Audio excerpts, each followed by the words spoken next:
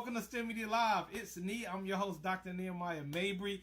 This is the place where we chat with some of the most inspirational and creative people in the STEM community. And guess what, Mosa? Guess what, y'all? I'm excited. Why? Because today is no exception. STEMedia Live is brought to you by the STEMedia Network. Y'all, STEMedia is a media company and a community focusing on designing and building successful STEM careers. We believe in elevating and inspiring people like you, people like my brother Jonathan Lee, get to coming through, get to see you.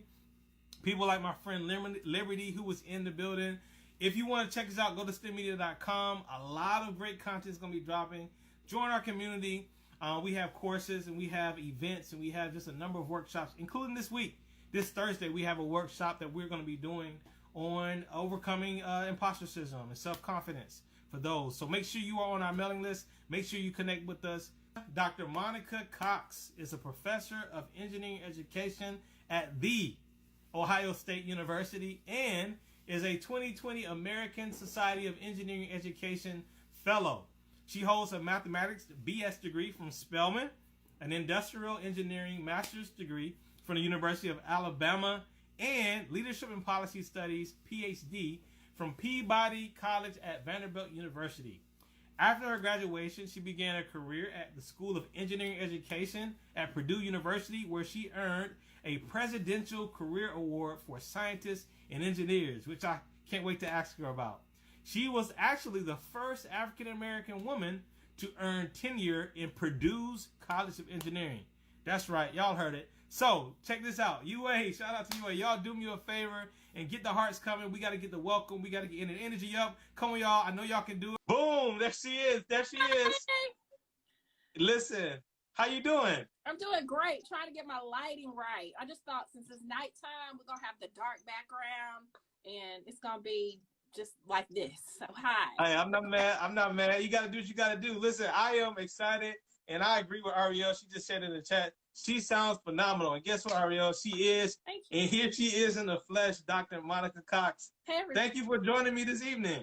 Hey, thanks so much for having me. I'm so impressed. I mean, I felt like I was Muhammad Ali for a minute. Like you were just introducing me. And I was like, what? I'm ready. You know what I mean? Out.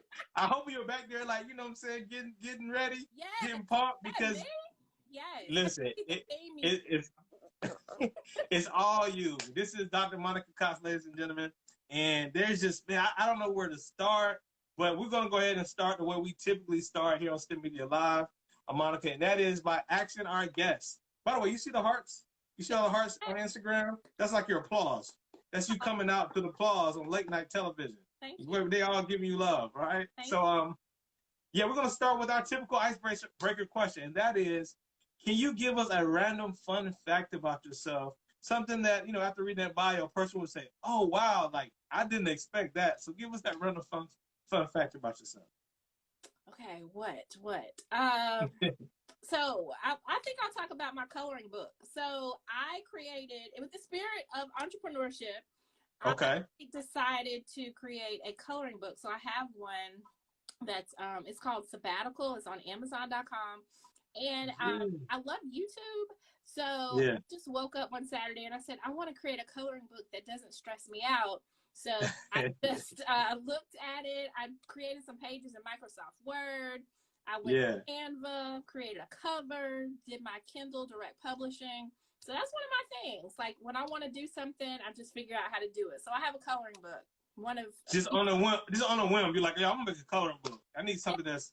Yes, I believe you can find out how to do anything on YouTube. So I how to do it, and that was it. So that was my entrepreneurial hustle. So yeah. How long did it take you to do a coloring book? You know, you have to have at least 24 pages. So okay, I'd say it took a while because I would do like 1 to 2 pages at a time, and I didn't want the coloring book to stress me out. So it took months. That would have defeated the whole purpose, right? Like absolutely. To do it, not stress you out. Yes. Got you. But it's crazy how you just thought of it on a whim. And I learned when I was in grad school that was actually, like, coloring is a technique to alleviate anxiety and stress. Like, I didn't know that. But I went to this workshop, Monica, and they had us coloring, like, these little in between the lines and stuff. And sure enough, like, I felt better when I left. the workshop. I was like, that was kind of cool, coloring. Yes, we forget. Sometimes you have to go back to those things from childhood, like that'll prove. Yes. But the simple things. That's what we have to Simple take things. it back to basics. Yes. Absolutely, absolutely. Y'all give some love, show some love. Whether you're watching on YouTube, now's a good time to like or subscribe, comment, put something in to show some love to Dr. Monica Cox, who is here. First time on STEMedia Live. And I can't tell you how honored I am. And I was gonna wait to say this, but I'm gonna think back now, Monica, to when I first was made aware of you, like, and who you are. Like, I've been doing STEMedia. I was a grad student when I first started doing this platform.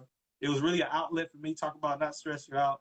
And one of the things I was doing a lot was trying to like create images and curate images that I felt presented STEM in a more creative, inspiring light, right, than the traditional images, right? Yes. And I was just online and I came across this page on Facebook. Facebook was kind of hype right there, and Twitter, called Quirky Time. There was a cartoon about a group of lab students, and they just happened to be working under this professor by the name of Dr. Monica Cox. And that was the very first time, I think that was like, help me out, was that like 6-7 years ago now? It had to be, yes. Wow. And I was like, okay, here's an image, here's something that I'm kind of looking for. This is around the vein that I'm thinking about. And so obviously we, from there, I think we made maybe a few messages to connect back then, but that was something that first drew me to you and your work. And from there, I just kind of been able to like peer in here and there and what you've been doing. But one of the interesting things I found out when we first connected is that we share a home state. Yeah, Alabama. Oh, and you'll Alabama up down there too. Alabama. Yes, there's a story. Someone put future governor down there, so that's another topic. But one of my high school classmates has popped in here, and so. Hey, listen, I appreciate that, high school classmate. Thanks for coming in and dropping that. And also shout out to the people who are co-signing that coloring is relaxing. Yes. It serves as a great deal of a great de-escalation tool. That is right. Absolutely. Take us back to Alabama. Roll Tide, as Flip Flop says. Take it back to Alabama. Where did it all start for you? Give us a little bit of your history and tell us about the early days of Monica. Yeah, so I'm from Southeast Alabama. I always say near Dothan, but people don't know what that is. So it's like I know what Dothan is. Dothan, Alabama. So Southeast Alabama, kind of close to Florida. So a lot of people know where Panama City is. So maybe an hour and a half from Panama City, like right where Georgia, Alabama, and Florida meet. So it was a lot of like cotton fields, peanut fields. I learned about engineering through different camps, like at Auburn University. And I really didn't know a lot of engineers coming up, but the exposure that I had with, people through these camps and just different professors, I was able to learn about engineering. So it kind of came, it was accidental for me. I'm not in the Huntsville area. I'm not in the ritzy parts. I'm not in the... That's where I was, Huntsville. Ritzy, that's funny you say ritzy, because people don't think ritzy at all when it comes to Alabama. But you're saying that Dothan is like, that's rural, that's Alabama. Yeah, it's agriculture. It's rural here. And when you think about, Huntsville, you're thinking about Rocket City and the technology. Yeah. And so, Alabama has all those personalities. And it was just down home. Just down home. Yeah. That's me. And so you lived there your whole like K through 12 experience there in Dothan? Well, you know what? And I say Dothan because see, this is it. The country folks know what's up. So I grew up in Shorterville, Alabama. I moved to Newville. Okay. Went to school in Headland. It's all in the same county, and none of it. Okay.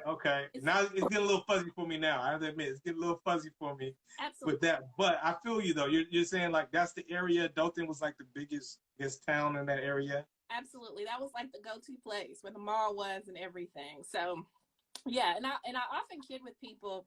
And I say, I live so far out in the country. I was born in Georgia. And so I was right there at the country line.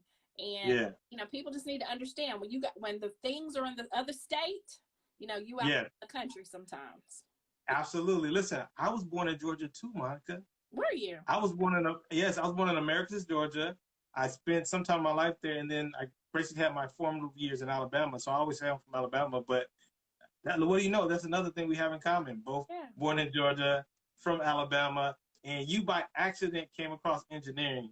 What was that like? I mean, was it your parents that introduced you to it? Was you just went to a camp at Auburn one day? Yeah. My father had me in computer science classes when I was really young. So it's like this was the 80s. And so he just had this foresight for me to go to the community college and just take like computer classes. And so he was just always on the lookout. He was an educator, he was a principal. And so when there was a camp, if there was anything going on, like I was enrolled in it, whether I wanted to be or not. So I just feel that, you know, that's how I kind of learned about it. He was like, you know, you could have a job in engineering. If you go in engineering, you know, it'll pay the bills and, you know, just go. You're smart. You can do what you need to do. And so he just had the foresight for me to do. Got you. And smart you were, obviously, because we saw your comment, a comment of, I guess one of your friends said you were head of class back in the 90s. Valedictorian. So that's David, my high school classmate. Yes. So I was valedictorian. I didn't say that, but yes. Yeah, shout out to David giving us the nuggets on Monica here. So obviously you were smart, and I mean, I guess computers at that time for your average person wasn't like they are now. So you were able to kind of get ahead of the curve. Do you feel like you were kind of been able to get like some, I don't know, do you feel like you participated in something that was a big part of not just your future, but the future of society at the time by doing computer science? I do. I mean, this is before we had, of course, our personal computers. This is before we had the internet and emails. Like I remember being in college and getting like my first email. Right. And so, yeah, like I think whenever I look at STEM, or even computer science, it's about thinking. You know, it's about the problem solving ability. It's about being analytical and just it's a life skill. So I think that was foundational. Awesome. Well, y'all, if y'all just joined us on YouTube or here on Instagram, this is Dr. Monica Cox. She shares a home. She's a home girl, as they say. We both from Alabama. I just found on the live that we both have Georgia birth certificates. Mm-hmm. So that's kind of cool. And she is here to share a bit about her journey. And Monica, what you're sharing now with us, I see a lot of freshly minute PhDs, some people in grad school joining us. You decided to go, after you graduated from high school, to an HBCU in Atlanta, known as Spelman College. Tell us about that decision, and then what was it like as you left, you know, the small town in Alabama and went to, you know, the A? Yeah, so, you know, let me acknowledge. I'm trying to see. I saw my classmate on here. I don't know if she's still here, but Evans Law. So, you know, I think it's interesting that people from different parts of my life have come up like here. Mm-hmm. And so she might be able to share something about Spelman if she's still here.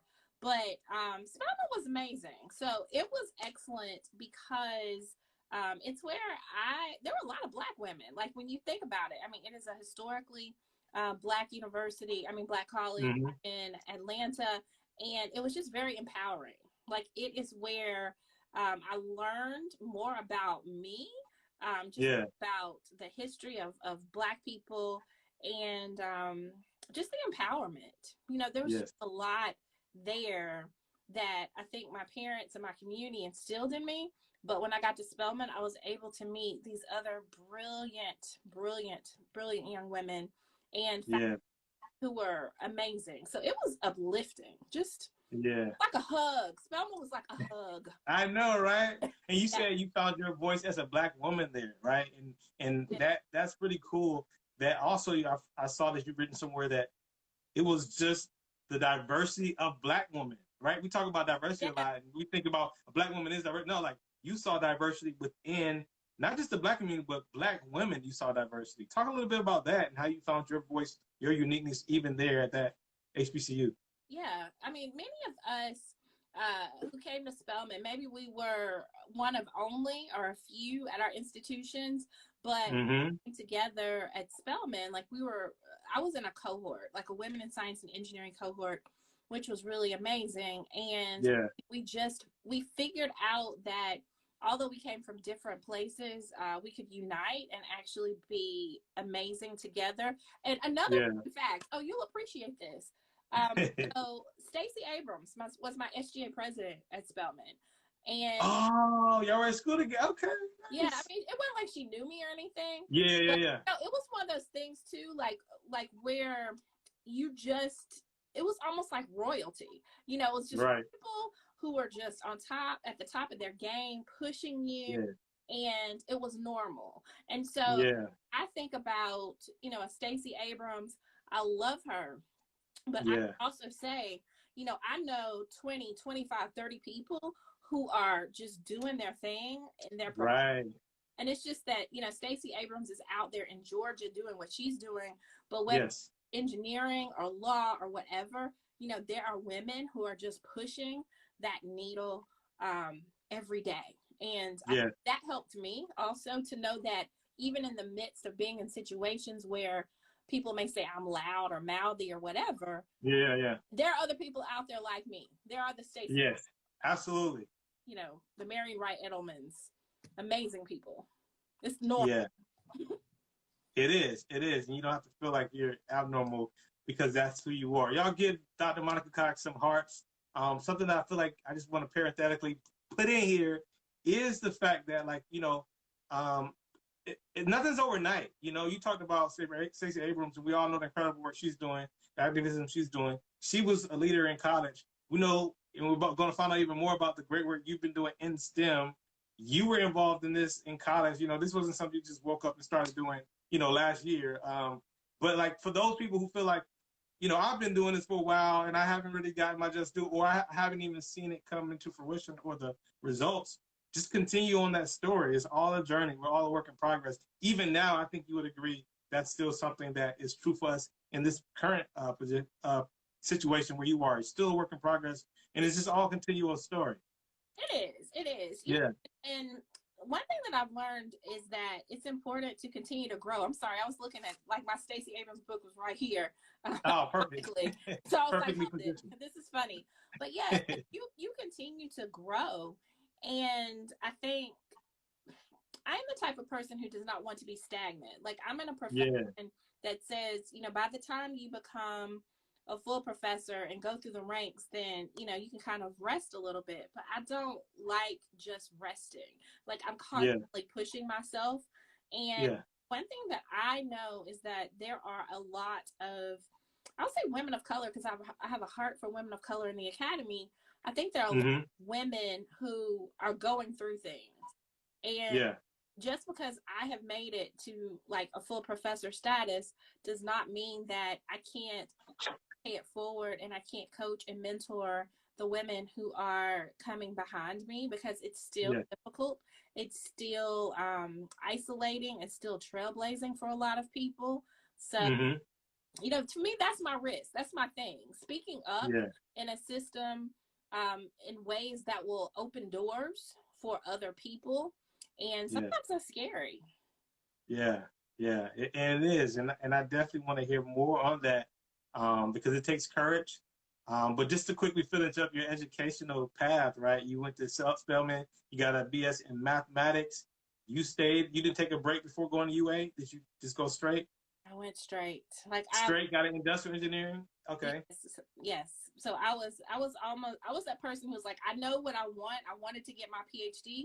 So continue to go forward until I got a terminal degree, because I've just always been really driven. Like since I was like 8 years old, I said, this is my goal. And, you know, my classmate was on here saying governor of Alabama. Well, when I was in second grade, I wanted to be governor of Alabama.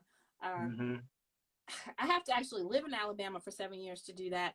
And so that's a topic for another day. But that's it. So the point of me going on and continuing to get this degree was that, you know, I was focused, you know, that's it. And did you mean to, because I think, you know, you did math, which is pure math, and then you did industrial engineering, which is kind of more of an applied degree. And then you went into like leadership and policy for your PhD. Were you also trying to get sort of that well-rounded approach, or was that happen? How did that happen? You know what? I also pursue my passion. So I'm goal-oriented, but then I pursue my passion. So whenever there's something that I really like, I'm going to that space. So when I was in grad school, I looked around and I was like, why are there no women in this class? Like, what's going on? And so although I was in engineering, I said, I need to go and get a doctorate in education so I can ask these questions that will kind of quench that research hunger that I have. And so me going into engineering education came because of those questions. And then like I have interest in entrepreneurship. And so I'm doing things now that also, you know, quench that as well. And so, you know, working with people in media, like you're in media, you know, I know what media is about because I feel like that's the next thing for me. And it's a way to tell stories of people who I've met along the way. So it's about constantly learning. The PhD is it's a terminal degree, but you should never stop learning. Never stop learning. And I agree 100%. Last question about your educational, you know, journey. Ariel put it in the comments. How did you maintain focus? Because that's a long educational career. People get to college and it's like, yo, I don't know if it's long I can sit in the classroom. Like, how did you stay focused? Well, you know what? My father, he passed away in 2017, but my father used to always tell me, he would talk to me on the phone. Sometimes he would call me like on Sunday evenings. And so it's really that we're having this time because it was like right before I started the week. And he would say things like, you know, stay focused. And then he would, you know, elevate your thinking, do your best because your best is hard to beat. And it would just be like little things that my father would tell me. And I was just thinking this last week, but like my dad called me baby until he passed away. Like I was in my 40s. My father would still call me on the phone. He'd be like, baby. And I was like, yes, you know, daddy, what's up? So focus was just having parents who could somehow kept me focused for a while, and I had that discipline. And now I keep that focus myself. Although I will admit, I do have like 100 things that I want to do. And sometimes like my husband is really great because he'll say, you need to focus, like keep it together, bring it back together. So I do have external people to help me with it because I think too much. I'm out there. You similar to me, I can see that you have a lot of great ideas, and sometimes it's like, I wish I could calm myself or I could do two things at one time sometimes but you're right, focus is like very, very important. That's a great question, Ariel. Everybody, if you're just joining us, shout out to Keelan, shout out to the Classic Chemist, some other PhD colleagues, young PhD colleagues. I am with Dr. Monica Cox. I've looked up to you, again, this is going back to how I started this interview, because I saw some of that creativity. I saw what was similar to me, because I was in grad school trying to get through a research program, going through, you know, the system and the way that it's laid out, but also knowing in the back of my mind that, like, I want to do some different things, right? And just seeing you do just that one quirky time, and I don't know if you want to kind of like let me know how that turned out, but just doing that one thing really encouraged me and let me know that, hey, there are other people kind of already starting to do some of the things that I see in my head, right? That I've been able to do. So talk us through just, I guess, that next phase, because really after graduation, it's almost like all right, now what? It's like a starting over thing. So you went to Purdue, you're at Ohio State. Walk us through a little bit about your academic journey early on and some of the things you learned that you could probably pass on to other people who are recently graduated. Yeah, okay, so I will talk about that. But see, Dr. Moore is a quirky time. So she provided the music for the quirky time thing. So she's what time is it? Quirky time. What? That was Dr. Moore? Yes. So she is a professor at Texas A&M now. So I'm telling you, it's so amazing. Like my whole life, it's like, this is your life. Everybody is on the. Hold on. Let me tell you. So you know what? You gotta remember, like I pay attention to stuff. You had characters for each person that was in the lab. Was Dr. Moore one of the students in the lab? I think she was. Yes. Because you had like it was like the sophisticated one. You had like the tech one. You had like all the different characters and stuff. They had their outfits and stuff. Like I remember this vividly, and I'm just wondering if that's me. Okay, cool. So she's saying that was her. Yep. Okay, cool. Yeah. So she's a gang member. So yeah, because I think I was like Dr. Hollywood or something like that. But it was a fascinating thing. And just to talk about that for a minute, like this was my research group, and we came up with an idea. Just really, we want people to see diversity in STEM, and so is there some way we could create something really fun?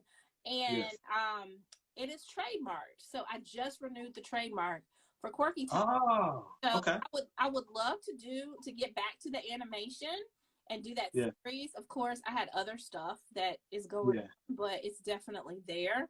And, Yep. you know, maybe the software is easier now for me to actually create characters, but I would love to do like scripted animations. Hey, well, you have a platform, friend, that wouldn't mind helping sharing the love. So let's. I'm gonna keep an eye on that. Definitely, Okay. let me know. Yeah. Yeah. Thank you. That was definitely encouraging. Okay, go ahead. No, you asked me about my journey, and you asked me like, Yes, tell us. Yes, but my please. thing is, you know, you're talking about when I graduated. I have so many areas. I graduated so many times, and I don't mean that in a snobby way, but it's like, okay, so you wanted to know at which point, because there's so many universities. Give us the first phase of like you're done, like after the terminal degree, right? And we're going to Purdue, and just how did you navigate? And again, we're thinking along the title as I put forward today. You know, how to live life authentically in engineering. Yeah. Take us back there and like some of the things you learned in that journey, in that process. Gosh, there's a lot. There's a lot. I feel like I'm like 40 years old in like dog years or something. But I had this brand called Prepared to be a Pioneer.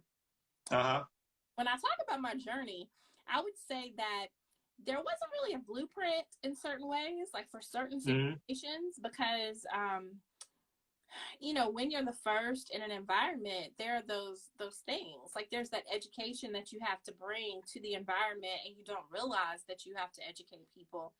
But I think that was something as well.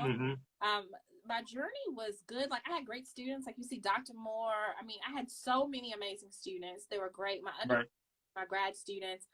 You know, representation matters. And in the same way, many of my professors were there for me. I feel that I was able to be there for women and men and different people who really wanted to see like a woman of color in the classroom, a woman of color leading, you know, getting grants, doing what needed to be done. So really, it was a learning experience. And I'll tell you this, I'm the type of person who thinks, like, I don't want to be so negative, but you know, there were a lot of rough times, and I just want to get to a point in my life where I'm like, you know what, that was really good. I don't know if I'm there yet. Like it was you good, don't know if you did, but it was rough. It's real. Yeah. So. So what can you say to? Let me ask you this question then. All right, for a person who's now at that point and they're looking ahead and saying, all right, what do I want to do next? To be authentic, to live life authentically in my engineering, education, entrepreneurship role. Like, what would you say to that Monica, or to the person that is that Monica today? Okay, so I'm excited to talk about this because that's a loaded question, I know. But I love it. I love it because what I often think, what would I have done differently? Because I feel that the advice that I would give people here is not what I received exactly. And you know, I built like a whole coaching and consulting business off that. So the thing I would say is know who you are before you start. And I think I knew who I was. You know how it's like, oh, well, I am quirky. I am, you know, energetic.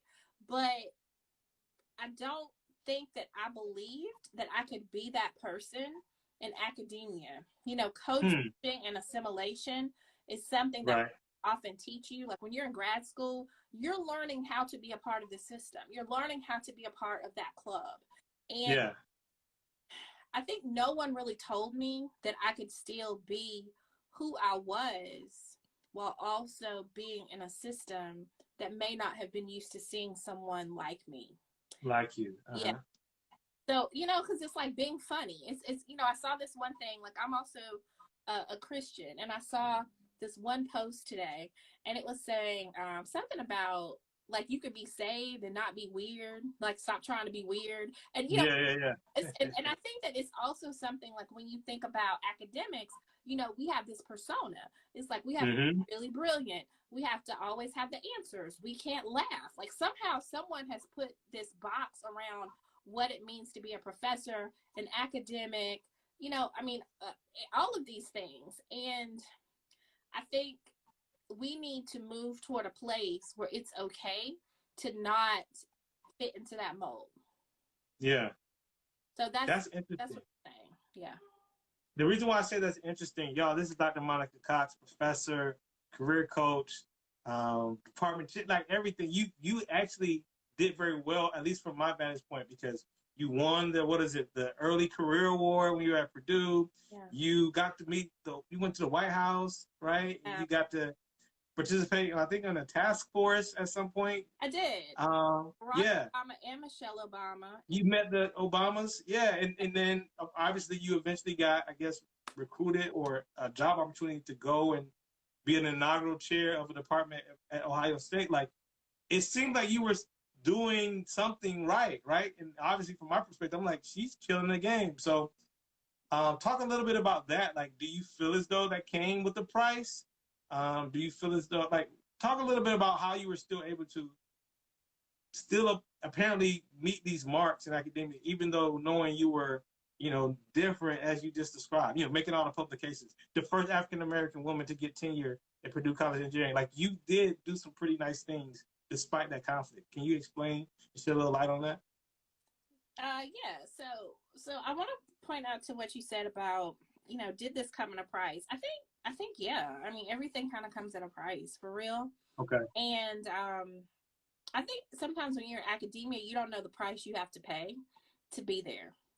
Mm-hmm. And it's funny because I'm the type of person who wants to say, like, I want to encourage people to come into academia, but at the same time, I want to be really real.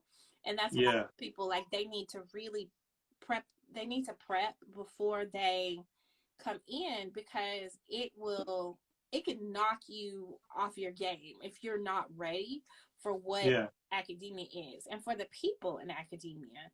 So the price. You know what? Let me just say it this way, because I talk to my husband about this all the time. I'm like, should I have moved to this place? Should I have done this? It's always that woulda, shoulda, coulda mentality. Right. And I have to kind of believe that because the academy is how it is, I've helped people. I have to believe that, I have this picture also of John Lewis, and I met him in the airport years ago. He was such a nice man. And I think, it's like that whole good trouble thing. And I am a person who is an activist. And so I've learned this about myself too. I am very much that activist scholar. And I didn't know what that meant until I got into the academy. And, it's not comfortable being an activist. I don't, anyone who says, and if anyone on here is an activist, I'll just say, I don't think that anyone just goes out and they're like, you know what, I just want to march all day. I just want to go and, fight people, or, like, that's just not a comfortable thing. That's not natural. And so that is what I realized, that my personality is very much, that Alabama activist. Like, if I see something that is not equitable, as my buddy, the late John Lewis said, if you see something that's not right, you have to do something, you have to say something, make good trouble. And it's like, woo, I feel like I have been that type of person in academia. And I didn't mean to be that person, but academia needed a John Lewis, and I feel like I am like Johnetta Lewis all day. Let's go all day. That's me. So talk about the courage then that it takes, because you said no one just all of a sudden said, I just want to fight people for, I just want to go ahead and be in contention, which unfortunately that's how sometimes people try to label, but it's like, no, like, I just can't be silent. But still, if you are a person that can be silent, it still takes courage to really speak up. So can you speak to the person or talk about the courage that it takes to be an innovative leader, to be that activist in academia? Talk about that part, the internal courage. So academia is a hierarchy. Like, let's just talk about it. It's the bureaucracy. Okay. It's not corporate America, but it's the hierarchy. And, this is not like being an entrepreneur. I've seen both of them. And, the thing about academia is that you have to work with people. There's the tenure system, and there are sometimes people in that system who are difficult, but you somehow be diplomatic. But the thing that makes academia interesting is that, like, when you heard about last summer with the murders of Breonna Taylor and George Floyd, there's been a lot of oppression in academia for a long time. And, I mentioned the words, it's like a country club. It's the structure is one that I think is very slow to change, and it's not automatically inclusive. And so if you are, BIPOC, if you are you know, someone from a minoritized community, then you may have to educate people. You may have to engage in different conversations, and it may not automatically be comfortable for you because Yes. the system is learning. The system is bending. Like, it used to be very, very stiff, and now you're coming in and you're asking for it to move a little bit. So that's what I mean about the activism. It's the system itself. Anytime you are a trailblazer, you're going to see this. This is the nature of academia. I wish there was an easy way for me to say this, but I don't. It's just how it is. Say it like it is, as however you want to say it. Make it plain. Flip. We got a comment. Politics, even in academia. The Black Math Academy said perhaps academia is in need of fine tuning, which I think you say even more than just fine tuning. There's a lot of change that needs to take place. And you said something, and I'm gonna read this because you did a post, and this was in your caption, Monica. You said, as an administrator, right? We know that you went from Purdue and you eventually became department chair, where you are now at The Ohio State. That was your transition. But you say you learned something. You saw that as an administrator, you learned that terrible leaders can destroy an organization and make people afraid, even to the point that they are broken and maimed. Yeah. And I feel like that was so profound, and like, I don't know, I thought those words were very strong, and I believe for a reason. So you mind commenting even on that and beyond, on just that lesson you learned as it relates to leadership? Yes. So, you know, it's similar to professors who don't know how to teach. You know, like, you think they're not trained to teach, but I think there are a lot of people who are also not trained to lead.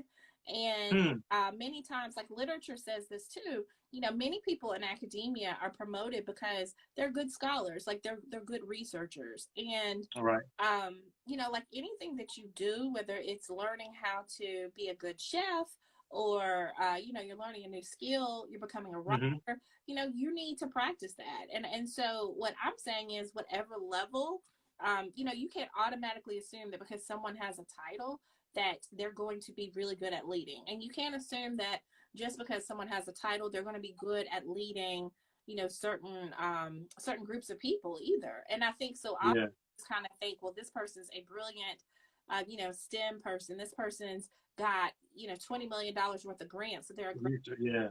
Not necessarily. That doesn't mean you're a good leader. I got you. So I think we need to stop making that assumption. Like, so often they're just like, oh, they're automatically going to do a great job. No, they're not. There are great people, but I'm saying don't assume it. So are you a proponent of top-down change or bottom-up change? If I could just kind of throw it out there. You know what? I think that there's a mix. You know, I mean, there's a hybrid approach there. I think you have to be careful about top-down change. But I think, you know, because of the nature of academia, it's top-down. It's really top-heavy anyway. And but the thing about the bottom-up approach is that, you know, that reminds me of things that happen kind of organically. But then when you're in a system that is so structured, it's hard to do that too. And so that's why it's different. Like, when you look at shared governance, you know, that's an example where you're like, you know, collectively we're going to come in and we're going to make changes. But the politics of academia is, you know, it's always there. So you know, that's why I even go back to what I said earlier. Like, you have to know yourself, because when you come in, I mean, it's just like going into this river where everything is rushing. And do you know how to swim, or do you not know how to swim? And the time to figure out if you know how to swim is not when you get in there. You need to know what, you know, like, do you need... The current's too fast. The current is too fast at that point. Do you need a life vest? Do you know, what do you need so that you can stay afloat and you can actually stay above the water and not drown? I think so often it's just like, whatever, I'm gonna just wing it. We don't wing it. And don't wing it. Have a plan. Know thyself. I got you. And I love, you know, what you are, you know, really starting to promote as a coach, as a career coach, just authenticity. Even what you've already shared about knowing yourself. You know, I'm developing a program myself on engineering your purpose. And I've always said that the first thing is that, you know, you ask, really, who am I? Like, what do I want? Like, you know, sometimes we can get on this treadmill and just start going down someone else's prescribed path without pausing and saying, hold up, like, is this me? Yeah. Or is this what, I'm quote unquote supposed to do? So I'm just wondering if you can kind of maybe add on to that. All right, you obviously have some experience. You can use as many antidotes as you want. Yeah. But I feel like that is true not just in academia, but outside in industry, in entrepreneurship. We all kind of need to make sure we know ourselves and we are clear about the path we're on. What next would you say, based on things you've learned in your career as an educator and engineer? So you're asking me like what would I like after you know yourself, what would you say is the next step? Like what are some of the other things a person should do now on that path of living authenticity? Yeah. You know what? So I feel like I have to back up just a little bit to even answer. Okay, sure. Because it comes back to purpose. Like I am like 100% about some purpose. Purpose all day. All day. I think that when there's Dr. Miles Monroe is one of my favorite authors. He was a Christian author and he passed away a few years ago. But he talked about potential, and he said, there's a lot of potential that's in the cemeteries, and so there were books that were never written.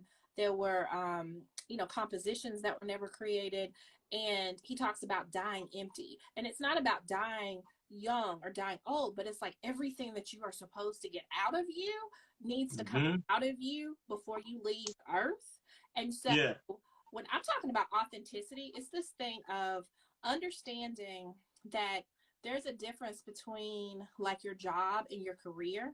And often we put our purpose into our job and into the things that bring us our paychecks. But it's about the people that you develop and not the buildings, not the things. And I think that when you switch your mindset into this place of, your life being more than that title, more than that paycheck, you see things completely differently.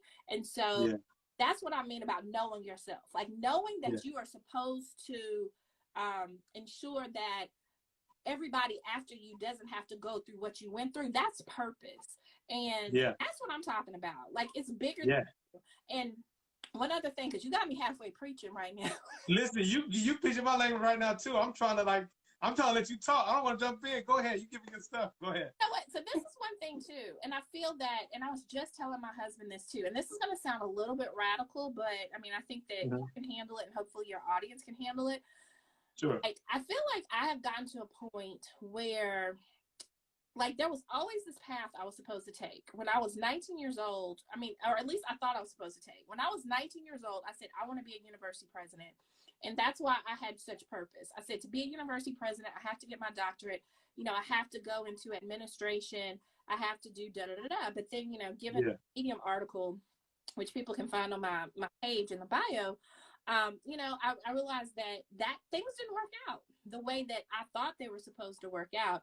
And now I'm in this place where I'm realizing that my purpose is bigger than probably a department chair position, is bigger than a dean's position, is bigger than a provost position, is bigger than a president's position.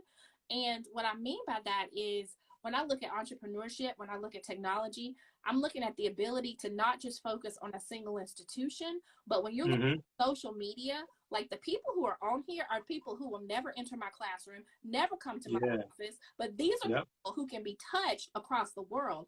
And we need to focus on purpose being outside of our physical places. And if COVID has taught us nothing, it has taught us that we cannot rely on our physical spaces to be the places where we prosper. So we need to move forward and figure out how we are not just being, the department chair for 100 people, but how am I now the department chair for 2,000 people? How am I the president of people across 300 universities? And so I kind of feel like, where am I going in life? I don't know exactly. I don't always know how to get there, but I have this Facebook group that I've started, this movement that I've started. I've called it the Trajectory, and it's to bring together like-minded people who want to not be confined to their institutions. So that's where I am. That's what's next for me. It's like, it's got to be bigger than this, because it's got to be bigger. Yes. And one thing I will tell you is that when you operate, it's almost like when you, what is it? Like if you are the person who is bound to a system and you say Yes. your life's blood is that system, you can be killed by that system. But when you realize that your source is not that system, you can go out and do a lot more. And that's kind of where I am as a person. It's like, it's embarrassing and it hurts that Yes. the system that may or may not want me, but Yeah. bigger than this system. And I'm Yeah. more than this system. Let me reach out and connect, to other people. And I want to give you one other example real quick, but Go ahead. I'll tell you like the social media example. So one night I was on IG and I was on LL Cool J's IG. So it was during the early part of the pandemic, when D Nice was doing all his stuff. Right. So right. there was a dude who was on LL. He did like a live just like this. And the guy was talking about media, and he was talking about writing, like screenwriting, script writing, and all that stuff. So I didn't have a piece of paper with me, so I ended up direct messaging the man, and I said, could you please give me a reference? Like I want to know, not a reference, but like I want to know, like, what were you talking about? I missed some. Oh, right. Okay. You have links, you have resources. So he direct messaged me and he gave me his cell number. And I was like, what? What is this? Like, wow. Call me tomorrow. And this is like LL Cool J's mentee. And, I'm like, okay, cool. So he talks to me on the telephone. I talked to him for like 45 minutes, took a whole bunch of notes. And he said, you know what? You're really intelligent. You're super cool. Feel free to contact me if you need anything. Just continue to write. Just continue doing what you're doing. And he said, don't be afraid to contact me. If I tell you you can contact me, you can. And he had told me about this project. And he said, I'm the executive producer for this new show that we're pitching for Queen Latifah. Yeah. And so there's a show now called The Equalizer. And the person I met on Instagram is the executive producer of the show Equalizer. So I get out of here. Get out of here. That's and I was like, congratulations. And he contacted me back. And so my point there, when I talk about the world, that sounds so weird, but these things of like using terms like this to actually connect to people, and like you think, just shoot your shot. You think that you're in this space, and it's like, I can't contact this person who is this connection, but if this is part of my destiny, if this is part of my purpose, then that door will be open for me. And if it's not supposed to be open to me, then that person won't contact me. But I think we have to get to a point where we are no longer bound by the practices and the structures and the ways that people want us to think. So I think that's when I told that story, because it makes no sense that me as a professor, I would be on LL Cool J's live and talk to have a stand and connect with somebody else that's under Exactly. But you know what, Monica, if I may, I mean, I've spent so much time investing in this career. Like, I went so far. I got all of the publications I needed. I did everything really investing in this direction. You mean to tell me that just because now I realize I shouldn't have done it years ago, I just throw away everything that I've invested? Like, what about that? What about that particular moment where it feels like, so what about that decade I spent already? What about that? You know what? I think about that sometimes. I've really thought about it. But, it's not wasted, because one thing I can say that means a lot is when I think about people, like even me being a department chair, there were like seven out of the 8 people, I believe, who were hired under my watch maybe were like diverse faculty. And I know at least 2 of my faculty had children in the city. Like, they moved to the city where I am, and they had kids. And my son was born in this city where I'm located. And I just, sometimes I think about destiny. I think about people. It's not even just about the work all the time, but sometimes there are people who need to be connected, because that's the launch pad to something else. And that's even part of their purpose in their life. And so I look at even the grad students I've worked with. 2 of my students have gotten career awards. you know, one works for, you know, this other company, and like the connections are amazing. Mm-hmm. And those are seeds. So that's what I'll say. Like, even if it seems that it's a waste of time, everything is a seed. And I think that the time that I was in my department chair position, you know, as a Black woman, as a woman who went through so many things, you know, I think next week we have our first woman dean coming to my university. Yeah, that's right. Ayanna Howard. Yes, our first Black engineer. Okay. Dean. Yeah. And awesome. I would hope that the time that I spent in this organization, like maybe I educated somebody in some way. Yeah. So the time there will be a little bit better than the times that weren't fortunate for me. And so sometimes we see the glory ourselves, but sometimes we're meant to pave a path for someone to their destiny. And, you know, I'm kind of in that season of, you know, this is becoming spiritual for me, but, you know, really like, well, God, whatever it is you have for me, you know, let it be what it's supposed to be. You know, so I feel, so, you know, what can I say? I just feel like there's something else for me. And I think that it's bigger than what I can imagine, and bigger than that destiny that I thought I had at 19, because of the immense favor that is coming in my life and the doors that are opening up. Like, similar, you know, me telling you there are doors that are opening up in so many ways. And there's so much favor that I have with people who say, you know, I heard you speak and I want you to do this. Here's an opportunity. I want to sow into you. I want to work with you. You know, I want to, you know, just do something, you know, really amazing. And like, even something else that is an interesting connection. And I think it's, I mean, I do feel led to tell you this part too, is that it's another example of, I had a friend who I met on Twitter, and I just sewed some time into him. Like I you know, reviewed, I gave him an interview about something. He had met me, and that was great. I got an email from him, and he said, I want you to meet, you know, this individual. And this person happens to be the sibling of the CEO of the platform we're on right now. What? Yes. And, you know, it's one of those things where it was just someone who thought that I was gracious and opened a door for me to connect with someone who I never would have met in the academy.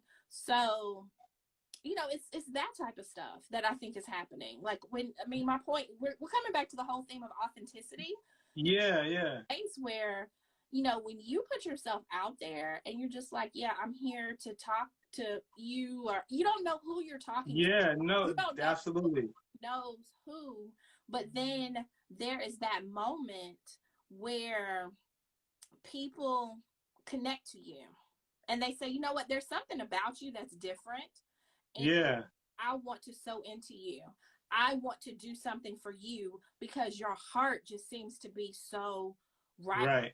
And that's what I'm saying. So when you ask me crazy. About all like, listen, that's so crazy, because I felt like I had like more stories to like tell you about, like how you don't know that I kind of came across your path. Like, I don't know if you know, there's a time when I went to the ASEE conference, and I paid my own way. I went as STEMedia just by myself. I did like a workshop or something like that, and you were doing a poster, and I think you were someone in charge. Maybe that was the year you were like running it or something like that. And I came by your poster, and you were like really busy or whatever, but like you took like a few seconds and you talked to me. I don't even think you knew who I was, but I was like, hey, how's it going? Is it stressing you out yet? I just kind of made like small talk like that. And you like took a moment to say that, and then like I knew you were busy, then I left.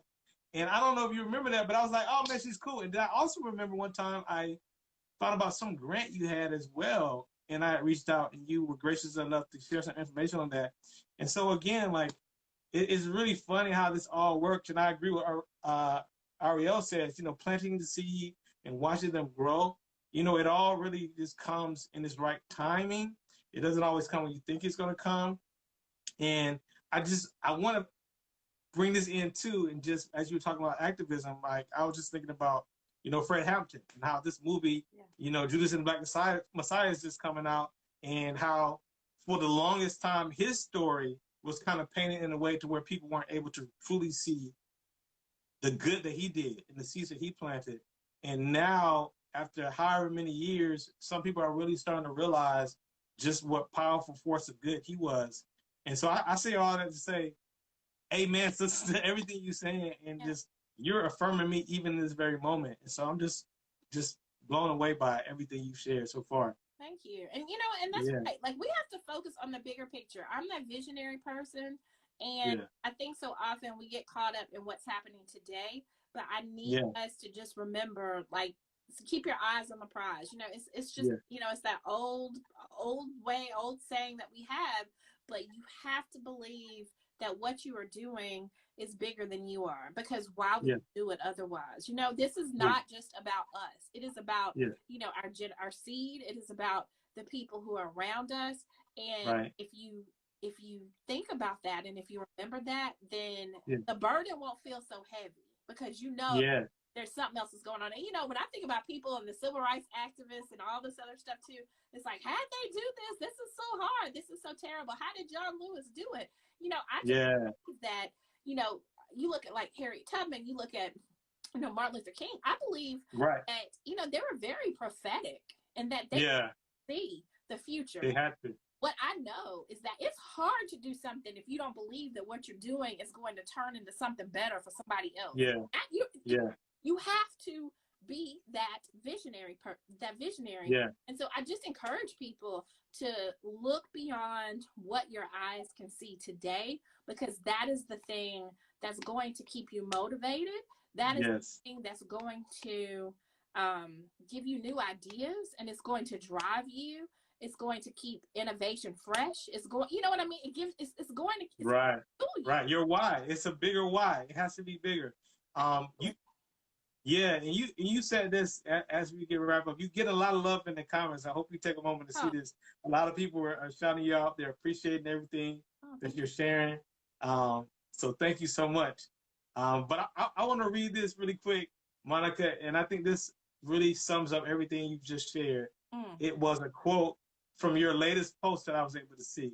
And it says, an authentic path may take longer, but the moves and impact are forever. And that is what I think is really encapsulating what you just shared. Absolutely. Authentic path, Yeah, I mean, it's just like anything that you do, it's going to take time. You know, I think about, what do I think about? Just growth. Like, you know, I have a 2-year-old, and think about the development. He's not going to go from being a newborn to an 18-year-old overnight. But it's like what you do every day, the messages, the hugs, the kisses, you know, all that nurturing that you do. And those are seeds. And I often tell my husband this. I said, you know, because I do believe in legacy and mantles. And I know that so this is it. When I think about my child who will be here when I'm no longer here. And that's kind of, those are the seeds that I think about right now. When I think about authenticity, I want him to know what I stood for. I want him to know all those things, because when I am no longer by his side to tell him what to do, he needs to know, you know what, this is who I am, and it's solid. And that's what authenticity is. You know, authenticity really is, when you plant those seeds, they are rooted. And you know, I just believe that what I do today is going to manifest in big ways, you know, 10, 15, 20, 30 years. And even after I'm gone, like, I know it. I just know that one day someone may see this video like 100 years from now, and they're like, you know what, that doggone Monica Cox. I know, right? You know, you know, like, us together. Acknowledge, and it's something that they need for a solution years, sure. you know, that they didn't know they needed, but they're like, I needed to hear this today. I can go on. I could do something. So Yeah, this is, that's it. if we knew this, I'm with if you. we knew about the future and we thought about the future, we'd be all good. Oh, we are, yeah, and we are so good. We're so happy to have you. Dr. Monica Cox, everybody. Ariel, that's her latest post that I quoted. An authentic path may take longer, but its moves and impact are forever. Go follow her. Make sure y'all follow her. Yes. Monica, please share everything that you got going on, how people can keep in touch with you, how they can kind of keep tabs on these doors that are opening and continue to get some of this wonderful empowerment that you just have oozing out of you. Yes. So at Dr. Monica Cox on Instagram, on Twitter. I'm really active on Twitter. So Twitter is like my jam. You can message me. I have a personal website, drmonicacox.com, if you want to get involved in any type of consulting or coaching or the rest of webinars and other stuff I'm doing. You could do that. You can email me at info@drmonicacox.com. And, you know, we're just chilling. We in this together. We're going to make it out, and we're going to be amazing. We're going to be partying in the streets post-COVID. We're going to be, like, out there. Yes, you already know. You already know. And this is so, like, timely. Again, as I said, I've looked up to you for a while. You've shared your story. It's just crazy. This has happened when it was supposed to happen. And I hope that we can continue to, you know, march side by side in our authentic journeys from this point forward. Do you have any parting words of wisdom? As if you know, didn't already give us a lot of wisdom already, but I'm just wondering if you can leave us with just kind of one more thing before we say goodbye. This has been phenomenal. Yeah, I mean, you know what, Maya Angelou. You know, Maya Angelou she kept me through my department chair life. There were just some things, and I love me some Maya Angelou. So there are things, you know, when people show you who they are, believe them the first time. You know, people teach you how to treat you. You know, there's a lot, and so I think the whole point that I want to make about anything that's Maya Angelou is you know, just understand who you are, and don't let other people's lack of focus or disrespect move you from who you are supposed to be in life. Like, just be there, steadfast, do what you do, but don't let the gaslighting or any of that stuff shake you. Like, know you, dig deep, and, you know when to walk away if you have to, but also know when to stay. So, I mean, I know that's a lot. It's like I told you both of those things, but that's why you have to know yourself. Because if you are called to do something, sometimes you have to stay until your assignment is done. But if you need to go to another place, you need to know too. And, you know, what will guide you? Peace will tell you. You know, the peace, if you are not content in an environment and have to speak up, that's your role for that moment. You are the voice. You are the one who has to say something in that moment. But if your time is done and doors are closed, keep moving and be okay with it. Just know your purpose is still there. Don't let a closed door make you think that your purpose has died, because that's not true. Not at all. As long as you have breath in your body, you got purpose. You still got a purpose. I love it. Monica, thank you. You've been like, I'm gonna have to watch this again myself and make sure I get everything. And hey, that's probably still not gonna be enough. So make sure y'all check out her consulting.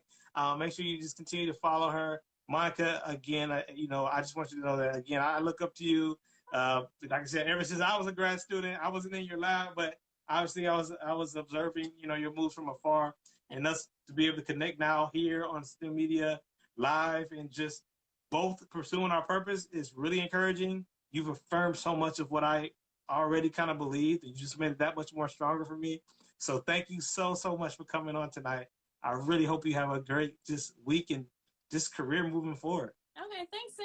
Same here. And so if I could be of any service to you, like, you know, I'm here. I say that out loud. Like, call me. Let's work. You're gonna see me together. We're gonna be doing what we do. I love the sound of that.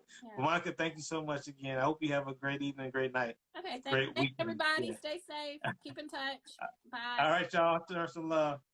All right, that was Dr. Monica Cox right here on STEMedia Live Sundays. I just want y'all to know that we do this every Sunday at 9 p.m. Eastern, 6 p.m. Pacific. Monica, again, thank you again. Thanks for everybody that hung out. Shout out to the replay gang. Again, make sure you like and comment on YouTube. We're trying to up our followers and our subscribers on YouTube. So go to youtube.com youtube.com/STEMedia. Everybody, if you can just do me that favor and subscribe on YouTube, I really appreciate it. Go follow Dr. Monica Cox, and we will see you next time right here on STEMedia Live. Take care. Peace.